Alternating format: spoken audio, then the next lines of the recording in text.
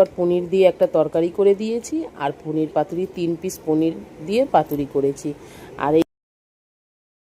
আর পনির পাতুরিটা কিন্তু সাদা ভাত দিয়ে খেলে আরও দারুণ লাগতো। আজকে তো আমি ফ্রাইড রাইসের সাথে দিয়েছি ওদের, কিন্তু সাদা ভাত দিয়ে যা দারুণ লাগতো পনির পাতুরিটা, সত্যি। আর এদিকে দেখো আলুদম পুরো কমপ্লিট আমার, আর এদিকে ভাতও একদিকে হয়ে গেছে।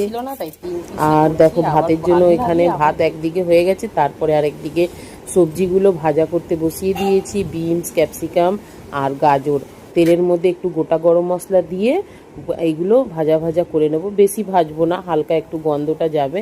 তারপরে একটু লবণ, আর কারণ লবণ ভাতেও দিয়েছিলাম ভাত হওয়ার সময়, আর একটু চিনি দিয়ে দিয়েছি। আর ভাতের মধ্যে 3-4 ফোঁটা মিঠা আতর আর একটু গোলাপ জল দিয়েছি। এখানে সবজিগুলো আমার ভাজা ভাজা হয়ে গেছে, তার মধ্যে কাজু কিশমিশ দিয়ে আর অল্প একটু ভেজে ভাতের মধ্যে সব সাজিয়ে নিলাম।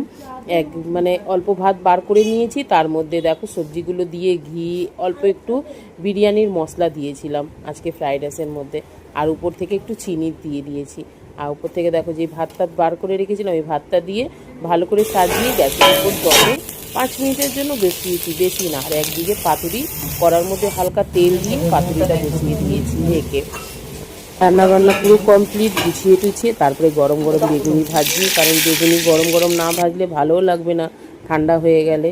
আর বেগুনিটা করেছি বেসন আর একটু সুজি, একটু চালের গুঁড়ো দিয়ে। আজকে রান্নাবান্না এইটুকুনি।